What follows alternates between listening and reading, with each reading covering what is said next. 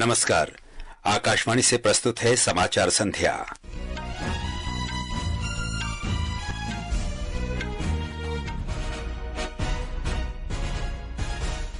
प्रधानमंत्री नरेंद्र मोदी ने कहा, सभी के लिए स्वास्थ्य उनकी सरकार के सबका साथ सबका विकास संकल्प का मुख्य स्तंभ। मध्य प्रदेश के छतरपुर जिले में बागेश्वर धाम चिकित्सा और विज्ञान अनुसंधान संस्थान की आधारशिला रखी। आकाशवाणी पर अपने मन की बात कार्यक्रम में प्रधानमंत्री ने लोगों से बच्चों और युवाओं में विज्ञान के बारे में जिज्ञासा बढ़ाने के लिए वैज्ञानिक के रूप में एक दिन बिताने का आग्रह किया। महिला शांति सैनिकों का पहला सम्मेलन कल नई दिल्ली में शुरू होगा। सैनिक योगदान देने वाले 35 देश सम्मेलन में शामिल होंगे। जर्मनी में चांसलर ओलाफ स्कोल्स का गठबंधन टूटने के बाद नई संसद के लिए चुनाव के लिए मतदान जारी। और क्रिकेट में पाकिस्तान ने दुबई में आईसीसी पुरुष चैंपियंस ट्रॉफी में भारत के सामने 242 रन का लक्ष्य रखा। विराट कोहली वनडे में भारत के लिए सर्वाधिक कैच लेने वाले खिलाड़ी बने। समाचार संध्या के साथ मैं अतहर सईद। प्रधानमंत्री नरेंद्र मोदी ने कहा है कि सबके लिए स्वास्थ्य उनकी सरकार के संकल्प सबका साथ सबका विकास का एक प्रमुख स्तंभ है। प्रधानमंत्री ने आज मध्य प्रदेश के छतरपुर जिले में बागेश्वर धाम चिकित्सा एवं विज्ञान शोध संस्थान की आधारशिला रखते हुए कहा कि इस संस्थान में गरीब कैंसर रोगियों को मुफ्त इलाज मिलेगा। कैंसर के इलाज से संबंधित सरकार के प्रयासों का उल्लेख करते हुए श्री मोदी ने कहा कि इस वर्ष के बजट में कैंसर का मुकाबला करने के लिए कई घोषणाएं की गई हैं। कैंसर की दवाओं को और सस्ता किया जाएगा। अगले 3 साल में देश के हर जिले में कैंसर डे केयर सेंटर खोले जाएंगे। डे केयर सेंटर में जांच भी होगी और आराम करने की सुविधा भी होगी। आपके पड़ोस में ही जो जिला अस्पताल है, चिकित्सा केंद्र हैं, वहां कैंसर क्लिनिक भी खोले जा रहे हैं।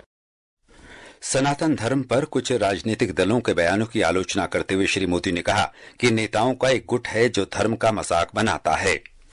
गुलामी की मानसिकता से घिरे हुए लोग हमारे मत, मान्यताओं और मंदिरों पर, हमारे संस्कृति और सिद्धांतों पर हमला करते रहते हैं। जो धर्म, जो संस्कृति स्वभाव से ही प्रगतिशील है, उस पर ये कीचड़ उछालने की हिम्मत दिखाते।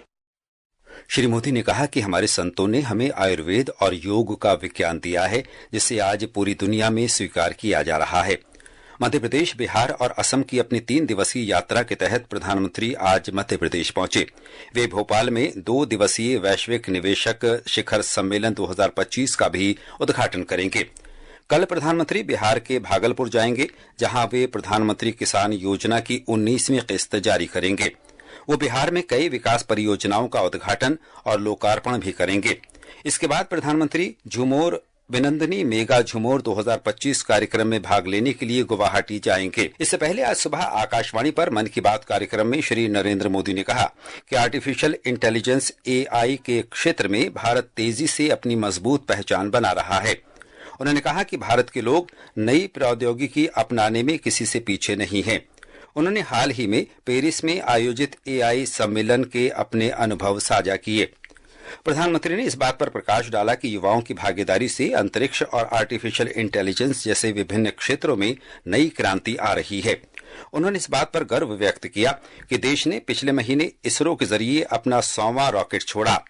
प्रधानमंत्री ने अंतरिक्ष वैज्ञानिकों की टीम में नारी शक्ति की भागीदारी बढ़ने पर भी संतोष व्यक्त किया। उन्होंने इस बात पर भी प्रसन्नता जताई कि अंतरिक्ष क्षेत्र हमारी युवाओं को बहुत प्रिय है। इस महीने की 28 तारीख को राष्ट्रीय विज्ञान दिवस मनाने के परिप्रेक्ष्य में प्रधानमंत्री ने श्रोताओं को सुझाव दिया कि वे अपना एक दिन वैज्ञानिक के रूप में बिताएं। हमारे बच्चों का, युवाओं का साइंस में इंटरेस्ट और पैशन होना बहुत मायने रखता है। इसे लेकर मेरे पास एक आइडिया है, जिसे आप one day as a scientist कह सकते हैं। यानी आप अपना एक दिन एक साइंटिस्ट के रूप में बिताकर देखें। आप अपनी सुविधा के अनुसार कोई भी दिन चुन सकते हैं। उस दिन आप किसी रिसर्च लैब, प्लेनेटोरियम या फिर स्पेस सेंटर जैसी जगहों पर जरूर जाएं। ये समाचार आकाशवाणी से प्रसारित किए जा रहे हैं। ताजा समाचार जानने के लिए आप हमारे social media handle X @AIR News Hindi को फॉलो कर सकते हैं। ये आकाशवाणी है। महिला शांति सैनिकों के लिए ग्लोबल साउथ के परिप्रेक्ष्य में महिला शांति सैनिकों की भूमिका विषय पर अपनी तरह का पहला सम्मेलन कल नई दिल्ली में शुरू होगा। 2 दिन के इस सम्मेलन का आयोजन विदेश मंत्रालय ने रक्षा मंत्रालय और संयुक्त राष्ट्र शांति सैन्य केंद्र के सहयोग से किया है। सम्मेलन में ग्लोबल साउथ से शांति सेना में योगदान करने वाले 35 देशों के महिला शांति सैनिकों के हिस्सा लेने की संभावना है। विदेश मंत्री डॉक्टर एस जयशंकर इस सम्मेलन में प्रमुख भाषण देंगे। दिल्ली की नवगठित विधानसभा का 3 दिन का पहला सत्र कल से शुरू हो रहा है। सत्र के पहले दिन नए विधायकों को शपथ दिलाई जाएगी और विधानसभा अध्यक्ष का चुनाव होगा। दूसरे दिन दिल्ली के उपराज्यपाल विनय कुमार सक्सेना सदन को संबोधित करेंगे और पिछली सरकार के कामकाज से जुड़ी कैग रिपोर्ट प्रस्तुत की जाएगी। श्री सक्सेना ने विधायक अरविंदर सिंह लवली को प्रोटेम स्पीकर नियुक्त किया है। श्री लवली नवनिर्वाचित विधायकों को पद और गोपनीयता की शपथ दिलाएंगे। इस बीच विधायक दल की बैठक के बाद प्रेस वार्ता को संबोधित करते हुए दिल्ली के मुख्यमंत्री रेखा गुप्ता ने कहा कि कल से शुरू होने वाले 3 दिवसीय विधानसभा सत्र में कैग रिपोर्ट को पेश करना सबसे महत्वपूर्ण मुद्दा होगा। पहले ही सदन में सीएजी की रिपोर्ट हम सदन के पटल पे रखें। जनता की गाड़ी खून पसीने की कमाई जिसका पिछली सरकारों ने दुरुपयोग किया, 1-1 रुपए का हिसाब जनता को देना होगा। श्रीमती रेखा गुप्ता ने आज नई दिल्ली में केंद्रीय गृह मंत्री अमित शाह से मुलाकात की। एक सोशल मीडिया पोस्ट में श्री शाह ने कहा कि मुख्यमंत्री के रूप में श्रीमती रेखा गुप्ता का कार्यकाल दिल्ली को नई ऊंचाइयों की ओर ले जाएगा और लोगों की आकांक्षाओं को पूरा करेगा। मुख्यमंत्री ने रक्षा मंत्री राजनाथ सिंह से भी मुलाकात की। वहीं आम आदमी पार्टी के वरिष्ठ नेता और पूर्व मुख्यमंत्री आतिशी को दिल्ली विधानसभा में विपक्ष का नेता चुना गया है। ये फैसला आज नई दिल्ली में आम आदमी पार्टी विधायक दल की बैठक में किया गया। तेलंगाना में नागर कुर्नूल जिले के दोमलपेंटा में Shri slam left bank canal सुरंग परियोजना के भीतर फंसे लोगों को बाहर निकालने के लिए बचाव अभियान तेज कर दिया गया है। कल सुबह हुई इस घटना में 2 इंजीनियर और 6 कामगार सुरंग के भीतर फंस गए तथा कई अन्य घायल हो गए। राज्य के मंत्री कृष्णा राव घटनास्थल पर सिंचाई मंत्री उत्तम कुमार रेड्डी के साथ मौजूद हैं। हमारे संवाददाताओं को बताया कि बचाव दलों ने सुरंग में फंसे लोगों तक पहुंचने के लिए कई प्रयास किए हैं।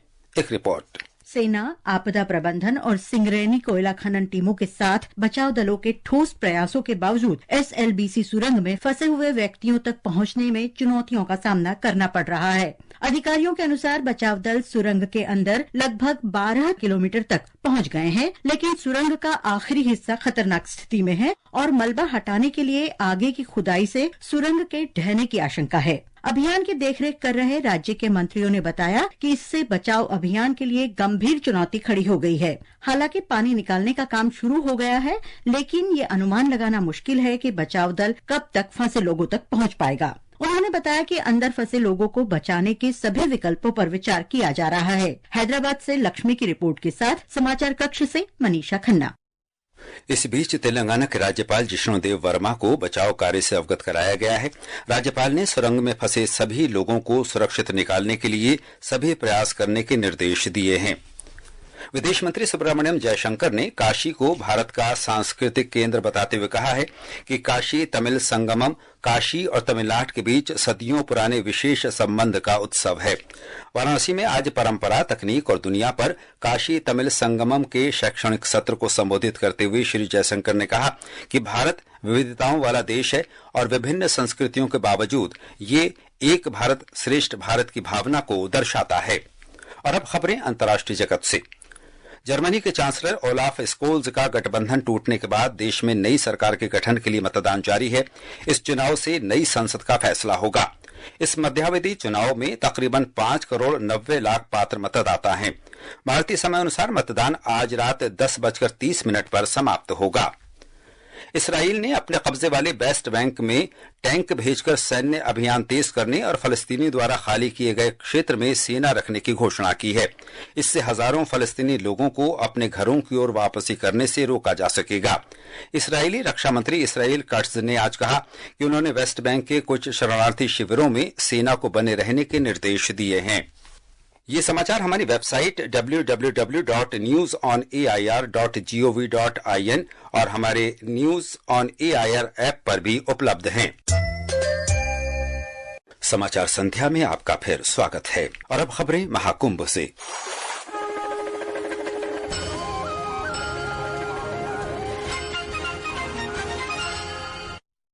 प्रयागराज में महाकुंभ में आज 1,18,00,000 से अधिक श्रद्धालुओं ने पवित्र स्नान किया। महाकुंभ में आज कांची कामकोटी पीठ महाकुंभ मेला महोत्सव का आयोजन किया गया। उत्तर प्रदेश के मुख्यमंत्री योगी आदित्यनाथ भी महोत्सव में उपस्थित रहे। एक रिपोर्ट। मुख्यमंत्री ने श्री कांची कामकोटी पीठ के शिविर में पहुंचकर शंकराचार्य श्री शंकर विजेंद्र सरस्वती से आशीर्वाद प्राप्त किया। इस दौरान उन्होंने कांची पीठ के पूर्व शंकराचार्य जयेंद्र सरस्वती की प्रतिमा पर पुष्पांजलि अर्पित की। इस अवसर पर श्री आदित्यनाथ ने कांची कामकोटी पीठ के योगदान की सराहना करते हुए कहा कि इस पूज्य पीठ की परंपरा ने सनातन धर्म के जन जागरण और अभिवृद्धि में महत्वपूर्ण भूमिका निभाई है। उन्होंने कहा कि अब तक 62 करोड़ श्रद्धालु त्रिवेणी संगम में आस्था की डुबकी लगा चुके हैं और आने वाले दिनों में यह संख्या और बढ़ेगी। मुख्यमंत्री ने कहा कि महाकुंभ सनातन धर्म की दिव्यता और विराटता का प्रतीक है। उन्होंने आश्वासन दिया कि सनातन धर्म और महाकुंभ से जुड़े हर आयोजन को भव्यता प्रदान करने के लिए सरकार संकल्पबद्ध है। वहीं शंकराचार्य शंकर विजेंद्र सरस्वती ने महाकुंभ की व्यवस्थाओं की सराहना करते हुए कहा कि ये आयोजन सरकार और जनता की सहभागिता का अद्भुत उदाहरण है। इसके अलावा श्री आदित्यनाथ विष्णु स्वामी संप्रदाय की सतुआ बाबा पीठ पहुंचे, जहां उन्होंने महामंडलेश्वर संतोषाचार्य जी महाराज यानी सतुआ बाबा से भेंट की। आदर्श के साथ अभिषेक कपिल, आकाशवाणी समाचार, प्रयागराज।